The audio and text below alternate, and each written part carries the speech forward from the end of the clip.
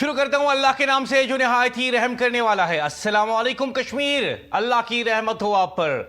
आज की रात काफी धमाका खेज होने वाली है क्योंकि ये अदालत अवाम की है। यहां पे कोई सियासी बयानबाजी नहीं होगी, किसी सियासतदान का बयान नहीं चलेगा, किसी सियासी पार्टी की बयानबाजी यहां पे नहीं दिखाई जाएगी, बल्कि अवाम की आवाज दिखाई जाएगी। आज के प्रोग्राम में एक बार फिर मैं मुदस्सिर याकूब आपको कहता हूं बहुत बहुत खुशामदीद। और आज के प्रोग्राम में हम दिखाएंगे आपको कि जमीनी सतह पे लोग प्यार किसको दे रहे हैं, किस पे एतमाद कर रहे हैं। आज की शब साउथ कश्मीर का एक्सरे होगा और देखेंगे कि कौन सा लीडर सिर्फ पोस्टरों तक महदूद रह चुका है और कौन सा लीडर अभी दिलों में जिंदा है।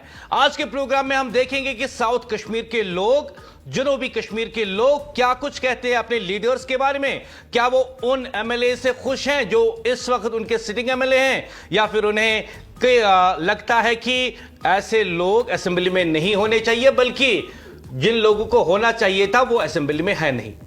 आज शब इसी पे बात होगी, क्योंकि आप जानते हैं इससे पहले हमने श्रीनगर, बड़गाम, गांदरबल और कुपवारा, बारामूला, सोपोर, इन तमाम इलाका जात की जितनी भी कॉन्स्टिट्यूएंसीज हैं वो आप तक पहुंचाई। 90 सीटें हैं जो वो कश्मीर में, 90 के 90 सीटों को कवर करना है। लेकिन फिलहाल आज जो है हम साउथ कश्मीर की तरफ जाएंगे और देखेंगे कि वहां लोगों का मिजाज क्या है। खातिन और हजरात, ये प्रोग्राम नुमाइंदों को, चुने हुए नुमाइंदों को याद दिलाने के लिए है कि अवाम आपके बारे में क्या सोचती है, और उनको यह भी बताना है कि अवाम आपसे कितनी मुतमईन है। क्योंकि जब तक लोग सवाल नहीं उठाएंगे, रेटिंग नहीं देंगे, तब तक नुमाइंदे हो सकता है कि ख्वाब खरगोश में सोते रहे। आज के प्रोग्राम में भी आज हम दिखाएंगे इन सियासतदानों को इस प्रोग्राम में जिसने पूरी हलचल मचा दी है जम्मू कश्मीर में। एक ऐसा सियासी हलचल मची हुई है इस प्रोग्राम के बाद कि मेरी टीम मुझसे कह रही है कि बहुत सारे लोग कॉल करते हैं और अप्रिशिएट करते हैं एएनए न्यूज के इस प्रोग्राम को। और बहुत सारे लोगों का यह कहना है कि बहुत सारे सियासी नुमाइंदों की नींदें उड़ गई हैं बहुत सारे सियासी नुमाइंदों की नींदें, और हलचल मची हुई है क्योंकि अवाम बोल रही है, एएनए न्यूज के जरिए उन तक अपनी आवाज पहुंचा रही है। मेरे साथ मेरे साथी तारिक भट्ट। तारिक भाई जी, बहुत सारे कॉल्स मुझे मौसूल हुई और मेरी टीम हमें बता रही है कि इस प्रोग्राम ने सियासी हलचल मचा दी है। बहुत सारे नुमाइंदे रात को सो नहीं पाते हैं, कुछ लोगों ने तो खाना पीना भी छोड़ दिया है। अस्सलाम वालेकुम नाज़रीन, बहुत बहुत खैर मकदम फिर एक बार आपका। और आज हमारा 5वां शुमारा है। हम बात कर रहे हैं अवामी सतह पर अवामी नुमाइंदों की और पब्लिक उनके बारे में क्या सोचती है। नाज़रीन, इस प्रोग्राम का हरगिज़ ये मकसद नहीं है कि हम किसी लीडर को मायूस करें जिस तरह से हम देख रहे हैं, और बहुत सारे लीडर जो मुदस्सिर भाई ने मुख्तसरन कहा, लेकिन मैं थोड़ा सा इस बारे में कहूंगा कि बहुत सारे ऐसे लीडर्स हैं जो बड़े परेशान और तजुब का शिकार हो गए कि शायद हमने कुछ हार दिया है। असल में यह हार जीत की बात नहीं है, ये अवाम के साथ राब्तों में आपको मजीद वुसअत लाने के लिए और अवाम को अपने लीडर से सवाल पूछने के लिए बनाया गया है, ताकि हमारे लीडरों को पता चले कि उन्हें अवाम के सामने हर सवाल का जवाब देना होगा। नाज़रीन, यहां पर हार और जीत नहीं है। जिन लीडरों को लगता है कि उनके नंबर कम है, इस प्रोग्राम का हरगिज मकसद यह नहीं है कि वो मायूस हो, बल्कि इस प्रोग्राम का मकसद यही है कि आने वाले 3 साल में जब इंतखाबात होंगे तो वो मजीद मेहनत करें। क्योंकि आपको पता है कि ये जो प्रोग्राम है हर 3 महीने के बाद हम आपके सामने लाएंगे, और हो सकता है कि आज जो नुमाइंदा आपका पब्लिक नुमाइंदा नंबर 1 पर है, जिसकी पोजीशन अच्छी है, पब्लिक में रेटिंग अच्छी है, कल हो सकता है कोई और नुमाइंदा वहां पर आए।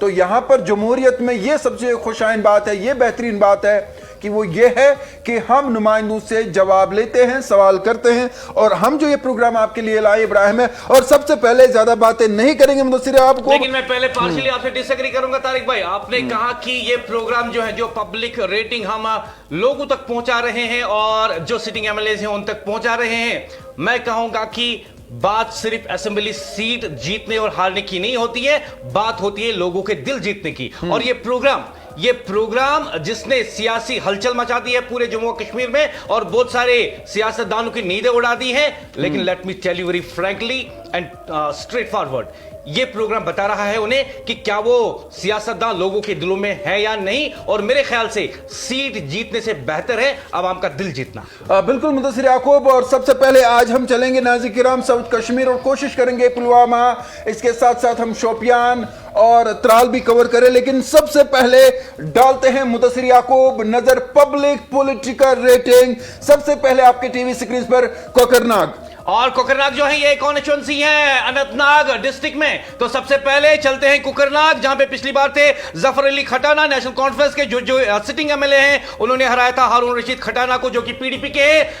टेलीविजन स्क्रीन पे कोकरनाग अवाम की रेटिंग, तालिब चौधरी। नाज़रीन यहाँ पर तालिब चौधरी जो पीडीपी के हैं, वो यहाँ पर पब्लिक रेटिंग में 4.9, जफर अली वहां पे 3.3 और अदोरस जो है 1.8। यानी यहाँ पर वो शख्स जो पिछली बार मुदस्सिर याकूब इंतखाबात में हिस्सा नहीं लिया था, तालिब हुसैन, वो लोगों के दिलों में है और पब्लिक पॉलिटिकल रेटिंग में पीडीपी के खाते में हम कह सकते हैं। और एक सीट और तालिब जो यहाँ पर है पब्लिक के दिल में घर करते हुए 4.9 10 में से ले रहे हैं। और मैं मुदस्सिर याकूब मुख्तसर बता दूं, तालिब चौधरी को बहुत बहुत मुबारक। मुझे याद है तालिब चौधरी ने रसाना केस में बहुत ही अहम किरदार अदा किया था, एडवोकेट भी हैं, वकील भी हैं, कानून भी जानते हैं। बहुत बहुत मुबारक चौधरी साहब। हालांकि आपने 2024 के इलेक्शंस कोकरनाग से नहीं लड़े थे, पहले कयास आ रहा थी कि पीडीपी आपको टिकट देगी, टिकट नहीं मिला, मैंडेट नहीं मिला, उन्होंने हारून रशीद को दिया जो कि मद मुकाबल थे खटाना साहब के। और मेरे ख्याल से हारून साहब और जफर अली खटाना साहब शायद एक दूसरे के भाई हैं, जहां तक मुझे याद और यहां पर मुदस्सिर मैं अपने नाज़रीन को बता दूं कि तालिब हुसैन यहां पर जो है पब्लिक रेटिंग में अपनी जगह बनाए हुए। नाज़रीन आज के अवामी सियासी जायजे में हम बात कर रहे हैं तालिब हुसैन की, जो जुनूबी कश्मीर में एक मुतहरिक सियासी कारकुन और अवामी राब्तों के हवाले से पहचाने जाने वाले सियासी चेहरे के तौर पर सामने आए हैं।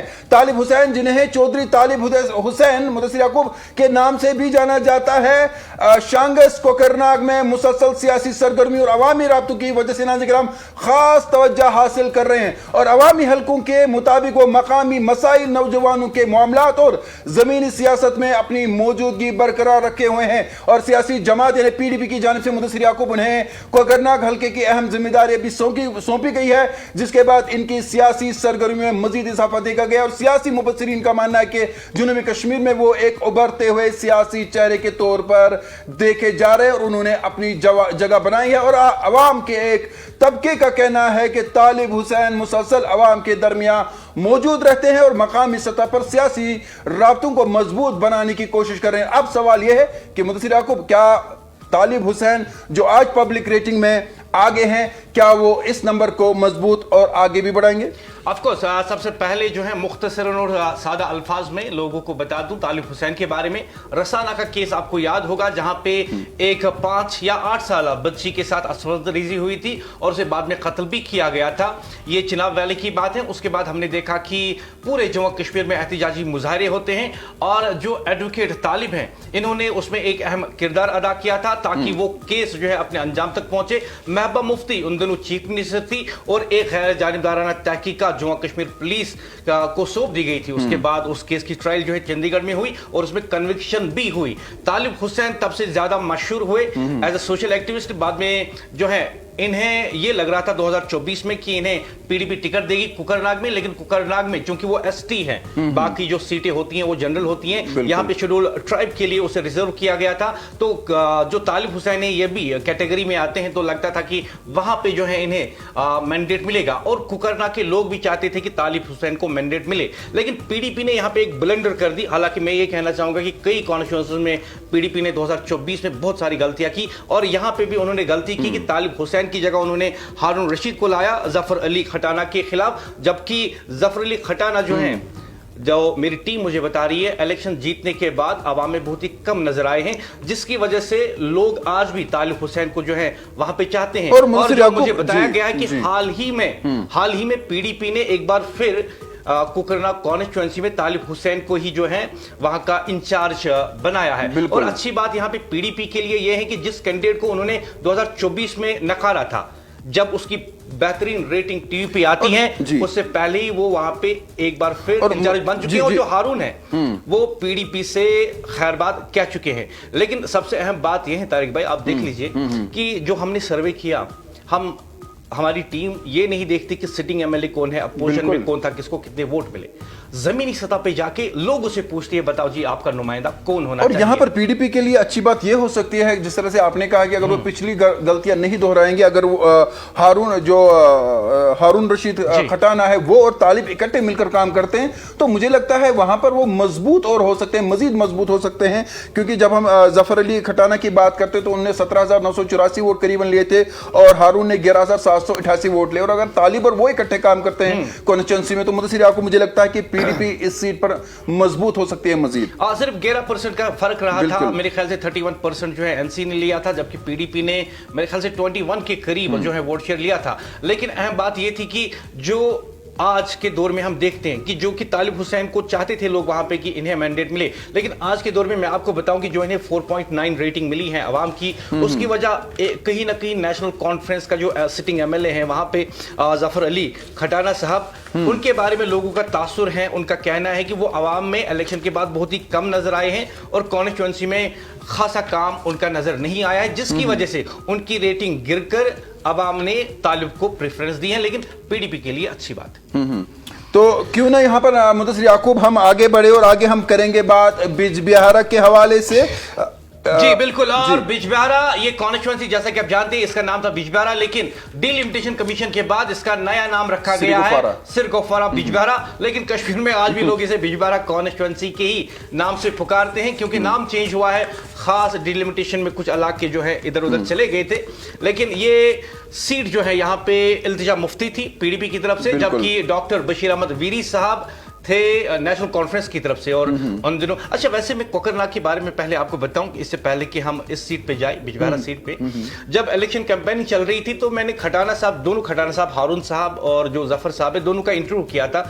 टीम के साथ में चला गया था यहां से वहां, और मैंने देखा कि जो खटाना साहब थे नेशनल कॉन्फ्रेंस के जो सिटिंग एमएलए हैं, तो हमारी जो टाइमिंग थी जो हमने वेन्यू फिक्स किया था कि कहाँ पे इंटरव्यू होगा, क्योंकि आप जानते हैं कि हमारे पास भी काम बहुत होता है और हम चाहते हैं कि जो टाइम पे हम पहुंचे, टाइम पे काम खत्म करें और टाइम पे जो है वापस निकलें।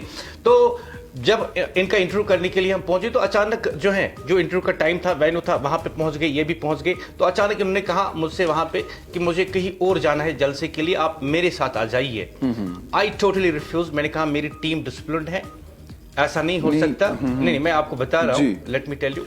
तो ये कुछ यादें हैं इलेक्शन की जो मैं दोहरा रहा हूँ, मैं किसी का तनज़ नहीं कर रहा हूँ, मैं किसी का तनज़ नहीं कर रहा हूँ। तो फिर जो है उन्होंने कहा था नहीं फिर ठीक है, फिर हम इंटरव्यू को 1 आवर नहीं 45 मिनट्स या 30 मिनट्स तक कर सकते हैं। फिर हमने वो किया था जी।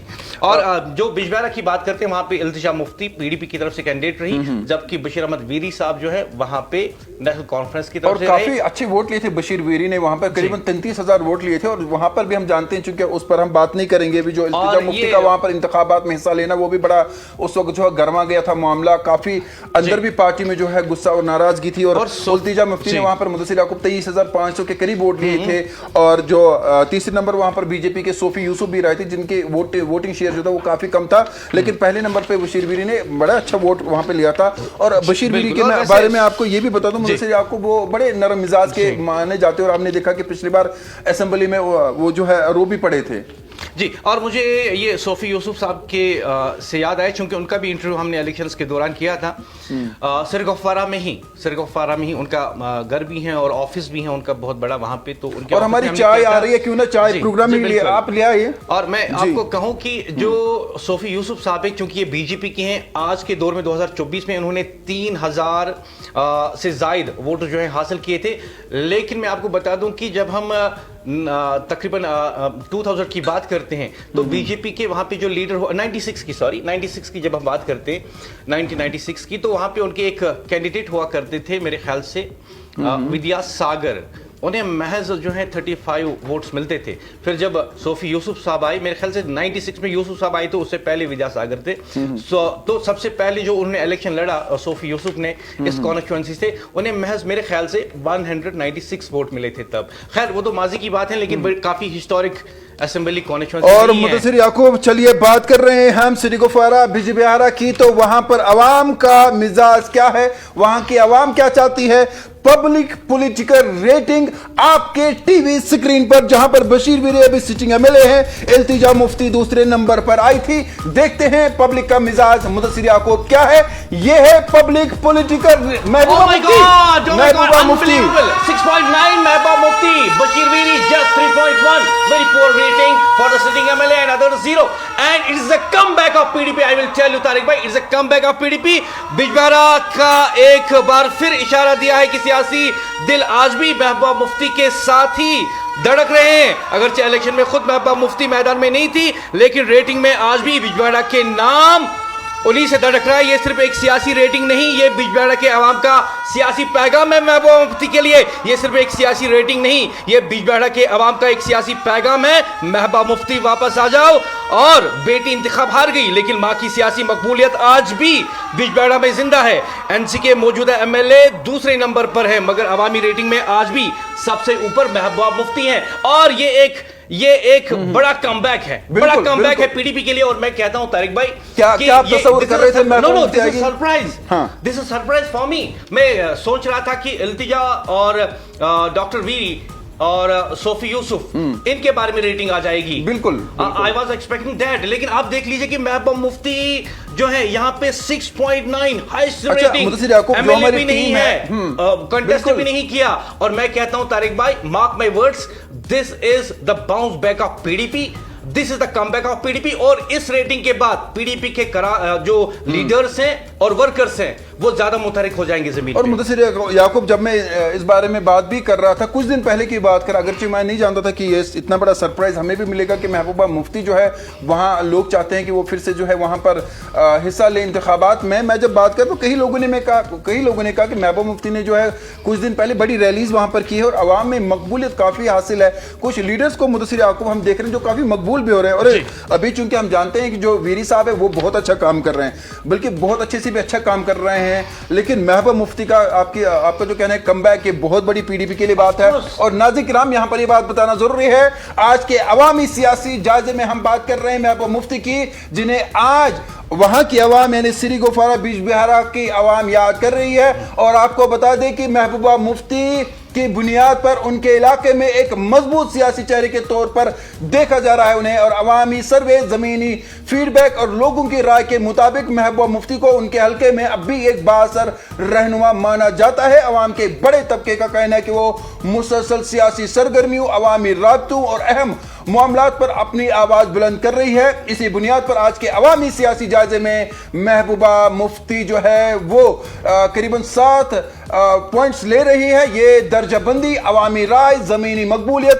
सियासी असर रसूख और अवामी राब्तों को नाज़िर मद्देनजर रखते हुए दी गई है। क्या आने वाले वक्त में वो अपनी सियासी पोजीशन मजीद मजबूत कर पाएगी? ये वक्त ही फैसला मुदस्सिर याकूब करेगा। और मैं आपको बताऊं, जब हम सिटी कुपवारा बिजबिहारा कॉन्स्टिट्यूंसी की बात करते हैं, और शॉर्टकट में मैं कहूंगा बिजबिहारा कॉन्स्टिट्यूंसी मेरा नैनीताल है वहां। अच्छा, तो आपको ज्यादा मालूम होगा जी। और बिजबिहारा कॉन्स्टिट्यूंसी की जब हम बात करेंगे तो 1967 में सबसे पहले मरहूम मोहम्मद मुफ्ती साहब यहां से अनअपोज्ड इलेक्ट हुए थे। और उसके बाद जो है 1972 में सैफुद्दीन डार नेशनल कॉन्फ्रेंस के एमएलए यहां पे रहे थे। बाद में जितने भी इलेक्शंस हुए वो डार साहब ही जीते रहे, लेकिन 1996 में फिर हमने देखा कि महबूबा मुफ्ती उस वक्त कांग्रेस की टिकट पे यहां से इलेक्शन लड़ती हैं, लेकिन 1999 में वो रिजाइन कर देती हैं, क्योंकि वो जो पीपल्स डेमोक्रेटिक पार्टी उसकी बुनियाद डाली जाती हैं और फिर वो श्रीनगर से जो है पार्लियामेंट्री इलेक्शंस लड़ती हैं। उस बार हार जाती हैं वो फारूक अब्दुल्ला साहब के खिलाफ। लेकिन सबसे अहम बात यह है कि उसके बाद हमने देखा कि जो बिजबिहारा की कॉन्स्टिट्यूंसी हैं वो पीडीपी को मिल जाती हैं। 96 में तो पहले उन्होंने कांग्रेस की टिकट पे जीता, लेकिन जो बाय इलेक्शंस वहां पे हुए, क्योंकि जब उन्होंने सीट वैकेट की 1999 में, इन्होंने अपना एक कैंडिडेट उठाया। उस वक्त उसको इंडिपेंडेंट माना गया, लेकिन था पीडीपी का जो काफी कदावर लीडर हैं अब, अब्दुल रहमान भट्ट यानी वीरी साहब, वो वहां से उठते हैं, जीत लेते हैं। उसके बाद 2002, 2008, 2014 जो है ये पीडीपी के पास रहती हैं और 2024 में नेशनल कॉन्फ्रेंस के पास जाती हैं। लेकिन अहम बात यह है कि महबूबा मुफ्ती का ये आबाई इलाका है बिजबिहारा, और जो इन्होंने वहाँ पे खिदमत की हैं, खासकर इनके वालिद साहब ने, चाहे वो वहाँ पे MLA थे या ना थे, उन्होंने इस इलाके की काफ़ी खिदमत की हैं। ये आज लोगों ने बता दिया कि हमारे आबाई इलाके की बेटी महबूबा मुफ्ती वापस आ जाए और हमारी खिदमत करे। और मैं समझता हूं तारिक भाई कि 2024 में यहां पे अपनी बेटी को बेच के शायद वो भी एक गलती थी। और दूसरी बात, जो रेटिंग हमने देखी महबूबा मुफ्ती की, अभी एज एन MLA, अभी हमने एज ए लीडर नहीं दिखाया। एज ए लीडर हम जब 90 कॉन्स्टिट्यूंसीज हो जाएंगे तब दिखाएंगे कि उमर साहब की क्या है, महबूबा जी की क्या है, अल्ताफ बुखारी की क्या है, सज्जाद साहब की क्या है। लेकिन अहम बात यह है कि आज की रेटिंग ने एक अहम पैगाम दिया है PDP को। वो ये कि अगर महबूबा जी 2024 के इलेक्शंस में खुद हिस्सा लेती तो शायद PDP का इतना नुकसान नहीं होता। ये रेटिंग आज की बता रही है। और जो बिजबहरा की कॉन्स्टिट्यूंसी के लोगों ने महबूबा जी को कहा है कि आप वापस आइए हमारी खिदमत करने के लिए, ये भी पैगाम है कि जब आपने अपनी बेटी को भेजा तो शायद उस पर उतना एतमाद अभी है नहीं, क्योंकि महबूबा जी अपने वालिद के शाना बशाना काम कर चुकी हैं। और कोई भी ऐसा इलाका नहीं है, खासकर साउथ कश्मीर में, जहां पे ये खुद ना गई हो जब ये पार्टी बना रहे थे और उसके बाद भी। तो इनकी जो फेथ है और लोगों का जो एतमाद है वो महबूबा मुफ्ती जी हैं। और महबूबा मुफ्ती जी को आज साउथ कश्मीर से पैगाम मिला है कि महबूबा जी आपको एक्टिव पॉलिटिक्स में आना होगा, खुद भी जो है असेंबली इंतखाबात में हिस्सा लेना होगा और लोगों के साथ साथ अपनी पार्टी को भी आगे बढ़ाना होगा। This is a very very positive sign for PDP that people are demanding you come back. और नाज़रीन, हम बात कर रहे थे PDP की सरपरस्त आला महबूबा मुफ्ती, अवाम की राय, अवाम की दिलों की धड़कन हम आपको बता रहे हैं। और आगे बात करते हैं अनंतनाग वेस्ट के हवाले से। और अनंतनाग वेस्ट की बात करें तो इसका भी सियासी असर और रसूख काफी ज्यादा है। अब्दुल मजीद लारमी, जिन्हें अब्दुल मजीद भट्ट कहते हैं, वो वहां पर इस वक्त जो है सिटिंग MLA है नेशनल कॉन्फ्रेंस की तरफ से।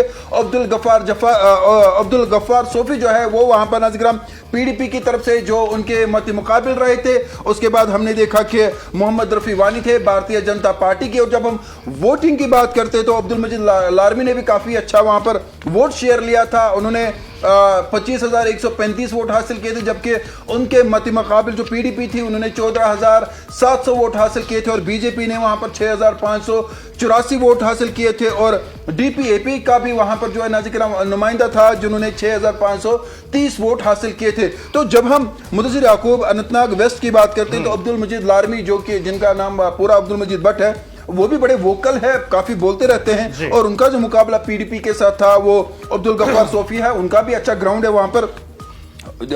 वोट रेशो काफी ज्यादा नहीं था, बल्कि आपने तो कल भी कहा प्रोग्राम में कि एक वोट जो है वो माने रखता है। लेकिन यहां पर अगर देखा जाए तो 25,000 14,000 लिए थे। यानी अगर हम नेशनल कॉन्फ्रेंस की बात करें तो उन्होंने करीबन 25,000 वोट लिए थे और PDP की बात करें तो 14,000 बल्कि 15,000 के करीबन वोट लिए थे। तो मुदस्सिर याकूब, इस सीट के बारे में और क्या कहेंगे आप?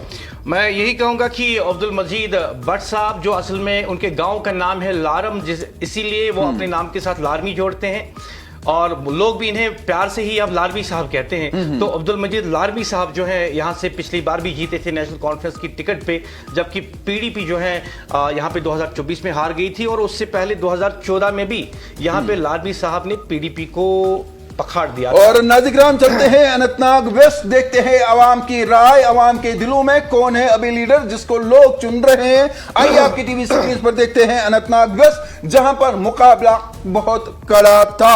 और आपकी टीवी स्क्रीन पर अनंतनाग वेस्ट के हवाले से पब्लिक पॉलिटिकल रेटिंग क्या है, आइए आप देखते हैं यहां पर। तो वो ये है पब्लिक पॉलिटिकल रेटिंग अनंतनाग की। और यहां पर अब्दुल मजीद लारमी 5%, हिलाल शाह यहां पे आए हैं अपनी पार्टी के 4%, अदर्स 1। तो अगर देखा जाए तो नेशनल कॉन्फ्रेंस के खाते में ये सीट जा रही है। और जब हम अब्दुल मजीद लारमी की बात करें नाज़रीन, हम आपको बता दें कि यहां पर उन्हें हमारी तरफ से मुबारक हो पब्लिक पॉलिटिकल रेटिंग में।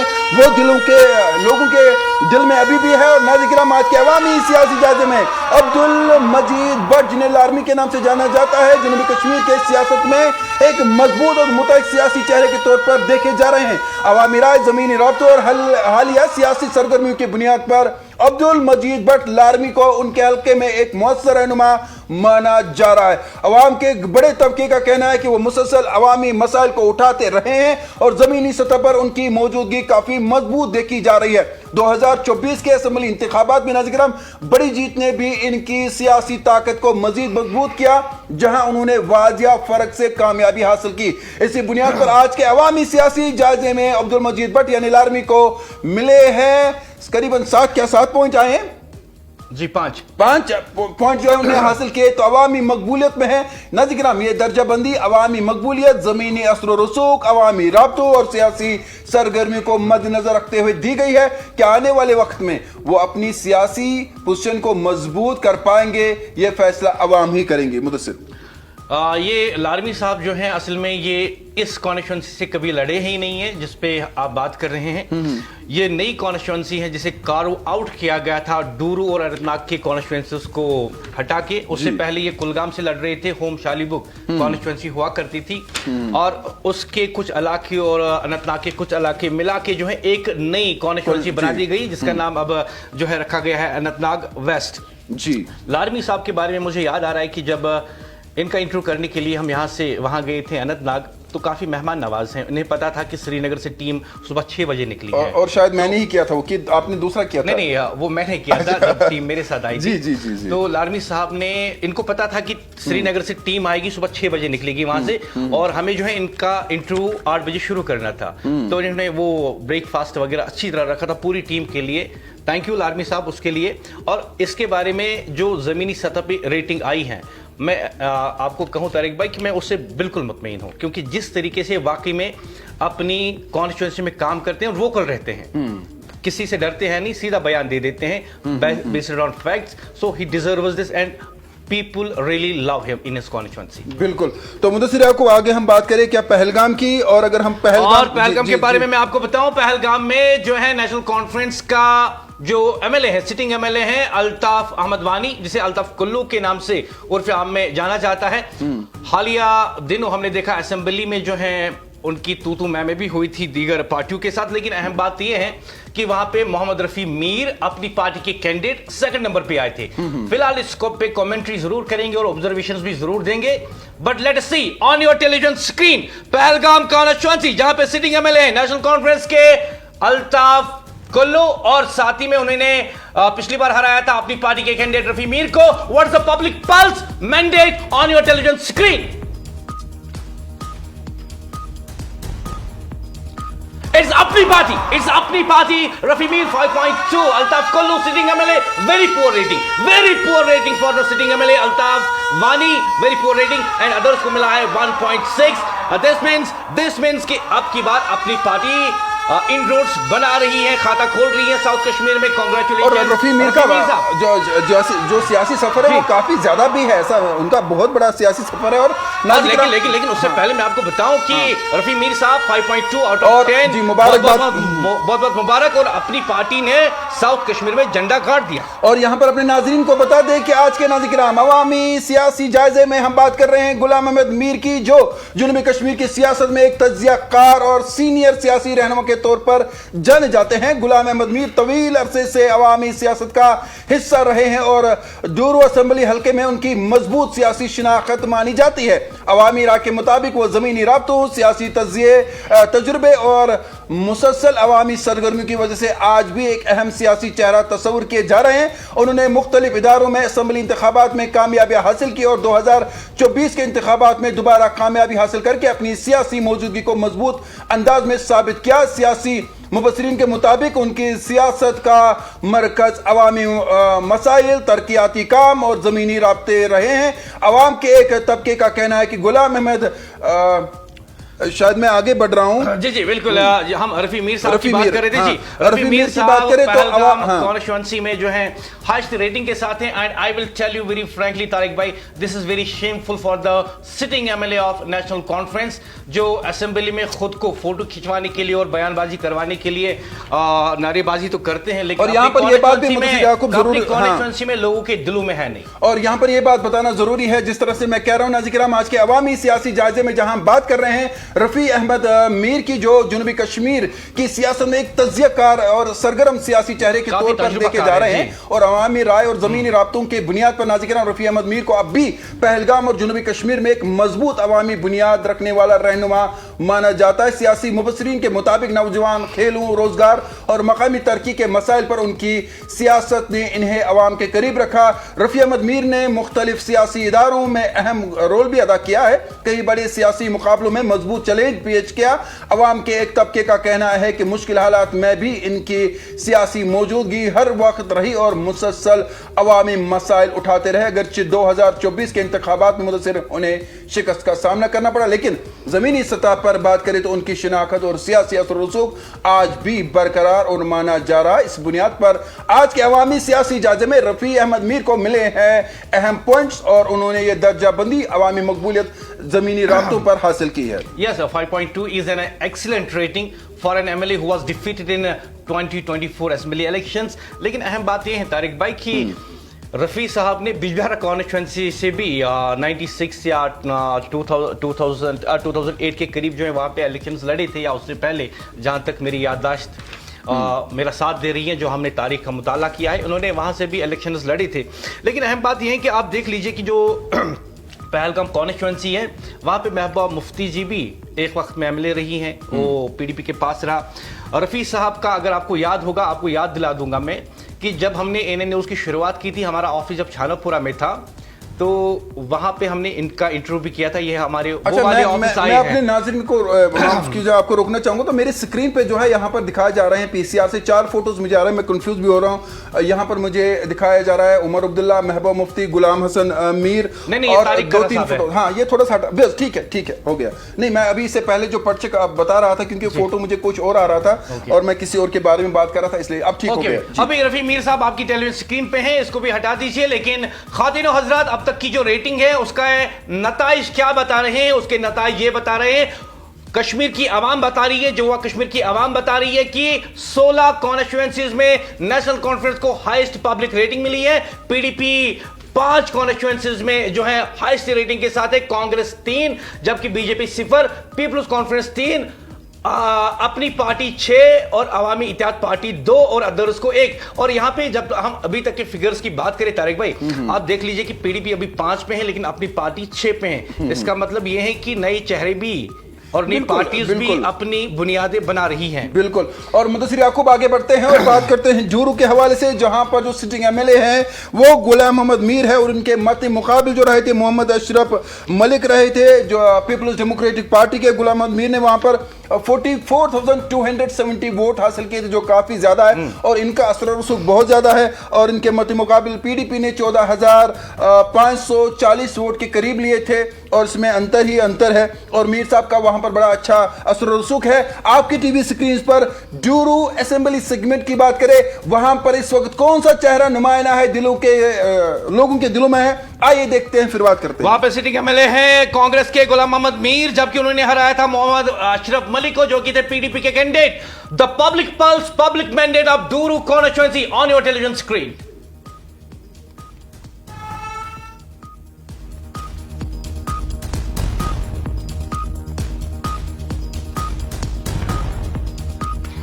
And no doubt, it's GME, no doubt, and as expected, 5.7.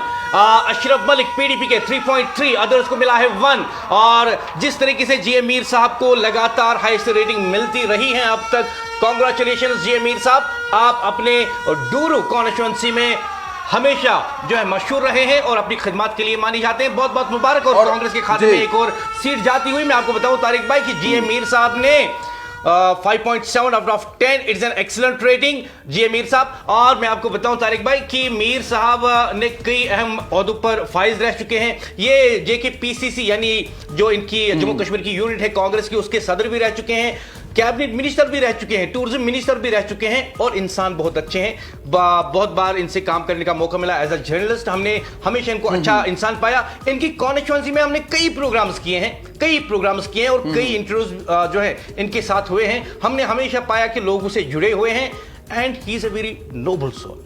काफी नरम मिजाज हैं और लोगों के काम करते हैं। बहुत बहुत मुबारक। और आगे बढ़ते हैं नाज़िर, यहाँ अनंतनाग की बात करते हैं तो अनंतनाग की बात करें तो अनंतनाग का सियासत में बहुत बड़ा असर और रसूख है। और जब हम इसी अनंतनाग की बात करते हैं तो यहाँ पर भी लोगों का जम गफीर जो है वो अपना वोट अपने लीडर अपने नुमाइंदे को देने के लिए घरों से बाहर आते हैं। और हमने हमेशा देखा है कि अनंतनाग हो, गांदरबल हो, बड़गाम हो या बारामूला हो, यहाँ पर लोग जो है अच्छी खासी तादाद में वोट, या हम कुछ और इलाके जिनका मुझे नाम याद नहीं आ रहा, टंगमर की बात करें तो यहाँ पर लोग जो है अच्छी खासी तादाद में वोट कास्ट करते हैं। तो यहाँ पर जो सिटिंग एमएलए अभी है नाज़िर वो है पीरज़ादा मोहम्मद सईद, जो इंडियन नेशनल कांग्रेस के उनके मत मुकाबिल रहे थे पीपल्स डेमोक्रेटिक पार्टी के महबूब बेग, और उसके बाद JKP यानी अपनी पार्टी के हिलाल अहमद शाह भी रहे थे, उन्होंने भी अच्छा वहां पर वोट हासिल किया था। लेकिन पीरज़ादा मोहम्मद की बात करें तो उन्होंने वहां पर 6679 वोट हासिल किए थे, जबकि उनके मत मुकाबिल महबूब बेग की बात करें तो 4995 वोट हासिल किए थे,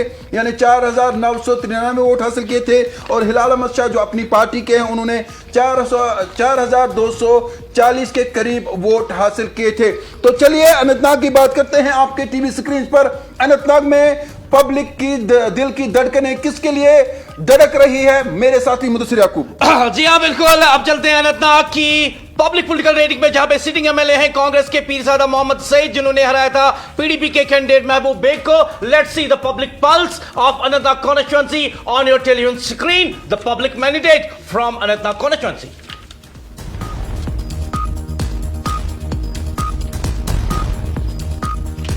जब ये ग्राफिक्स जाते हैं तो दिल की धड़कनें बहुत तेज चल रही हैं। It's Mehboob Beg PDP, it's PDP Mehboob Beg Peerzada Sayeed just 3.7 but not far away from 4.9। Others को मिला है 1.4। PDP जो है कमबैक कर रही है साउथ में, जैसा कि अभी तक हम देख रहे हैं। बहुत बहुत मुबारक बेग साहब। और PDP जो है इस वक्त अनंतनाग कॉन्स्टिट्यूएंसी में सबसे बेहतरीन या जो उनका नुमाइंदा है महबूब बेग, सबसे बेहतरीन हाईएस्ट रेटिंग के साथ महबूब बेग PDP का candidate 4.9 out of 10। It's below 50 but congratulations Beg साहब। और यहाँ पर हमारी तरफ से भी जो है हम कहेंगे कि महबूब बेग को हमारी तरफ से भी मुबारक हो, काफी अच्छे उन्होंने पॉइंट्स हासिल किए हैं। नाज़िर कराम, आज के अवामी सियासी जायजे में हम बात कर रहे हैं महबूब बेग के बारे में, जो जम्मू कश्मीर की सियासत में एक तज्ज़ियाकार, सीनियर और बाअसर सियासी शख्सियत के तौर पर देखे जाते हैं। आपको बता दूं कि इनका पूरा नाम मिर्जा महबूब बेग है। का सियासी पसी मंजर की अगर हम बात करें तो काफी मजबूत माना जाता है। वो साबिक नायब वजीर आला मिर्जा अफजल बेग के साहिबजादे हैं, जिन्हें कश्मीर की सियासत में एक अहम मुकाम हासिल रहा है। मिर्जा महबूब बेग ने अपनी सियासी जिंदगी का आगाज अनंतनाग से किया और कई बार असेंबली, कानून साज काउंसिल और पार्लियामेंट के रुकन मुंतखब रहे। सेहत, तबी तालीम और खानदानी बहबूद के वजीर के तौर पर भी इन्होंने खदमात अंजाम दी। अवामी हल्कों में इन्हें जनूबी कश्मीर में रोजगार और तरक्याती कामों के हवाले से भी याद किया जाता है।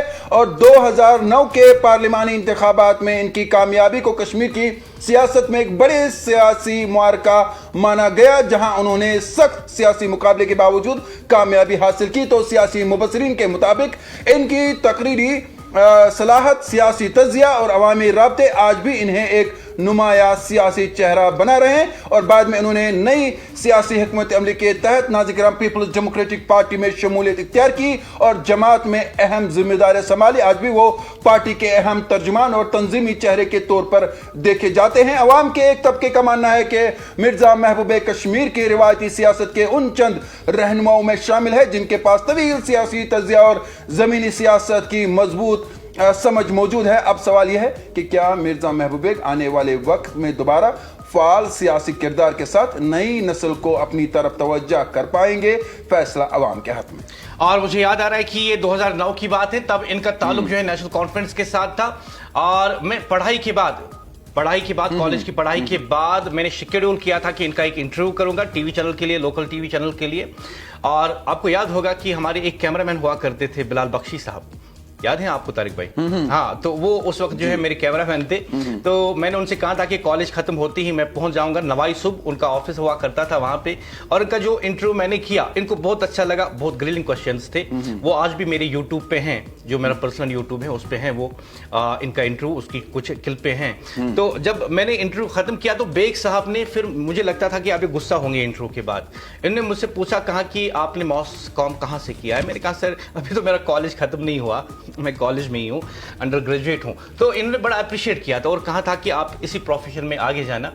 और मैं ये कहना चाहूँगा कि उस इंटरव्यू की जो भी आजकल वो इंटरव्यूज मेरे देखते हैं तो उन्हें लगता है कि जो नेशनल चैनल्स पे वो न्यूज़ वगैरह पढ़ते हैं कहीं ना कहीं वो मुदस्सिर याकूब की नकल करते हैं, क्योंकि 2008 में का तो वो इंटरव्यू है, लेकिन 2008 से पहले ही हमने वो एग्रेसिव रिपोर्टिंग और ग्रिलिंग क्वेश्चन स्टार्ट कर लिए थे। और मुदस्सिर याकूब आगे बढ़ते हैं और हम करते हैं अब्बास शांगस अनंतनाग ईस्ट की और देखते हैं।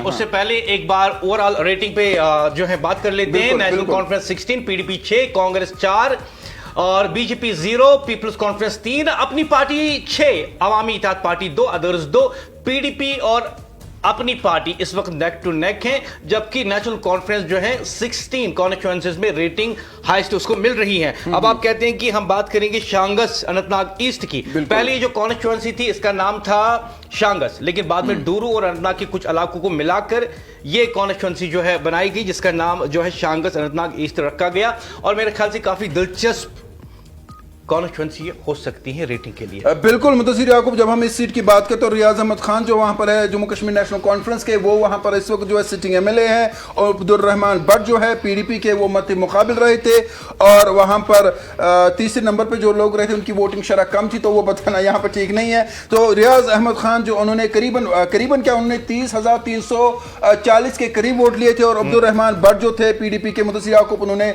27,000 के करीब वहां पर वोट 15,000 के करीब वोट हासिल किए थे। 15,815 करीबन, जहां तक मुझे मेरी यादाश्त है, तो इतने वोट हासिल किए थे।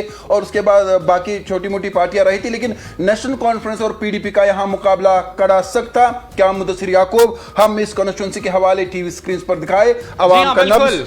I am also excited for Shangas Anantnag East, और लोग इसे आज भी शांगस ही कहते हैं। So let's go for the rating on your television screen। Shangas Anantnag East, जहां पे सिटिंग एमएलए नेशनल कॉन्फ्रेंस के रियाज अहमद खान एडवोकेट भी हैं, और इन्होंने पिछली बार हराया था अब्दुल रहमान भट्ट को जो कि पीडीपी के हैं। Let's see.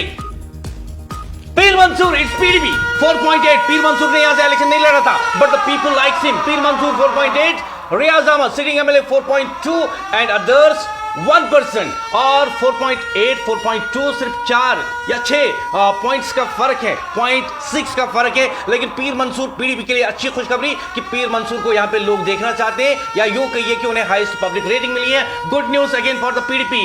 It's Pir Mansoor 4.8 out of 10। Shangus Anantnag east constituency.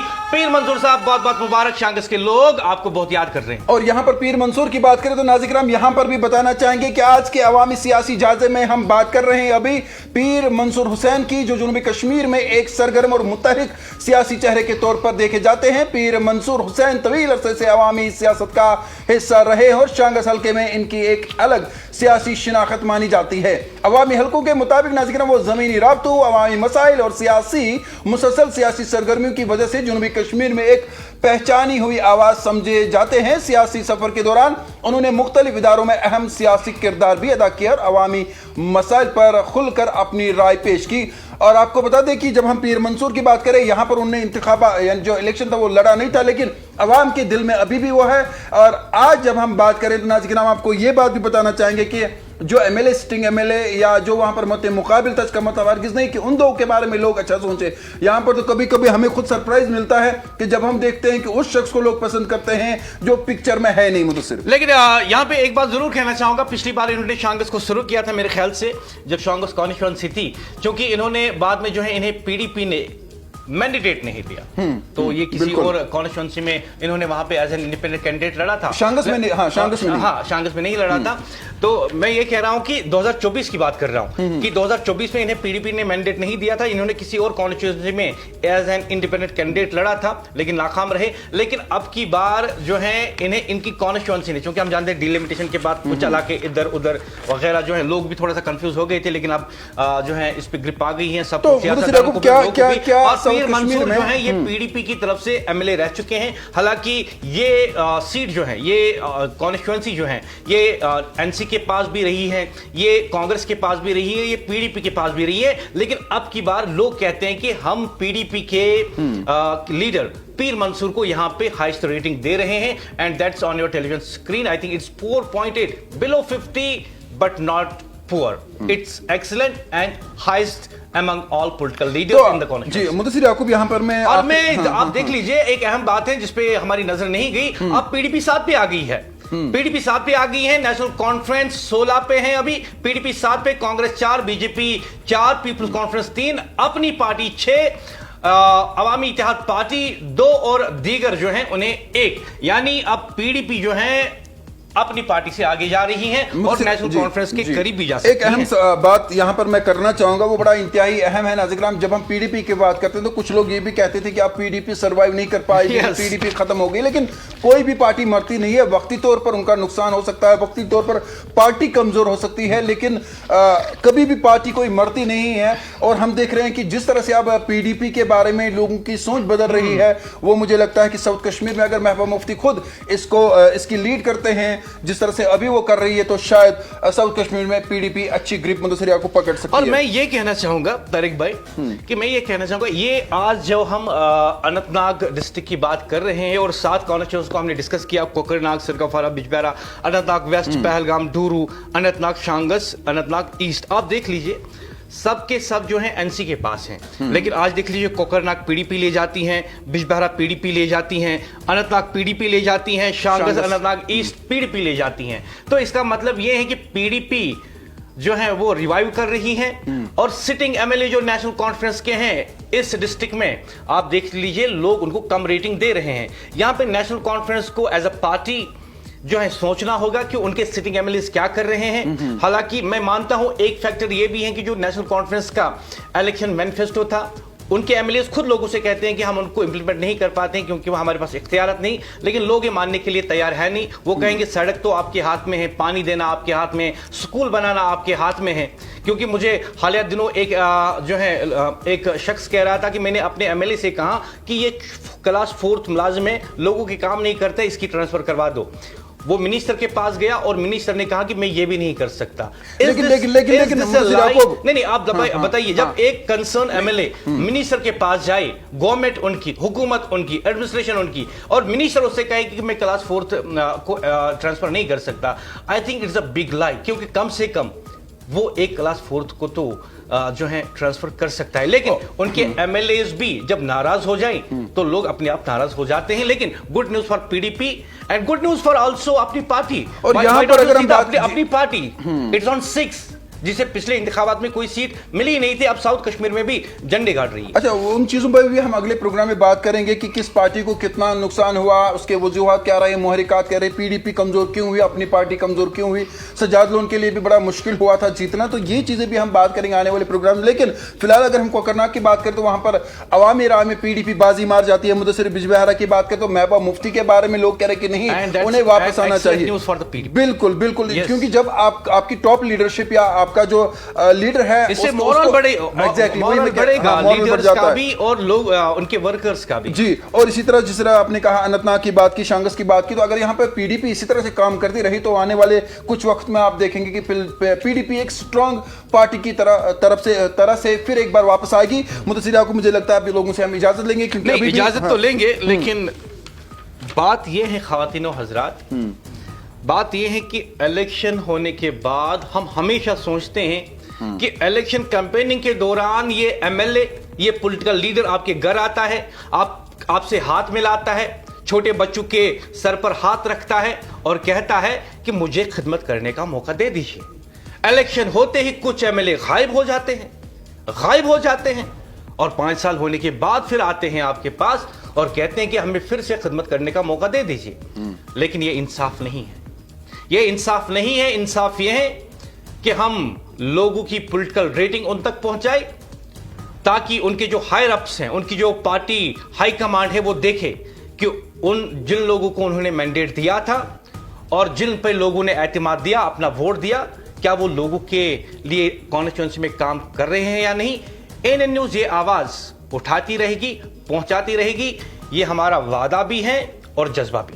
और मुदस्सिर याकूब, चूंकि हम पुलवामा जाने वाले थे, पुलवामा की बात करने जा रहे थे, लेकिन मुझे पीसीआर से 2 बार कहा गया कि वक्त कम है, तो मैं इजाजत लूंगा। नाज़रीन, हम कल दीगर अजलाओं की ओर रुख भी करेंगे, और फिलहाल हम दोनों को, मेरे साथी मुदस्सिर याकूब और मुझे, इन बातों और इन दुआओं के साथ इजाजत दीजिए। आप अपना, अपने रिश्तेदारों, बिलखुसूस अपने वालिदैन का ख्याल रखिएगा। घर खुदा लाया हालात ने इजाजत दी, आपसे होगी फिर मुलाकात, जब तक के लिए अल्लाह निगहबान। खुदा दुआएं आपके हक में पहली की हैं, अब की बार ये दुआ कि वो दुआएं कबूल हो। दुआ करते हैं आपकी नींद अच्छी हो। एएनएन न्यूज़, वादी कश्मीर की सबसे ज्यादा देखे जाने वाली टीवी न्यूज चैनल। अल्लाह हाफिज।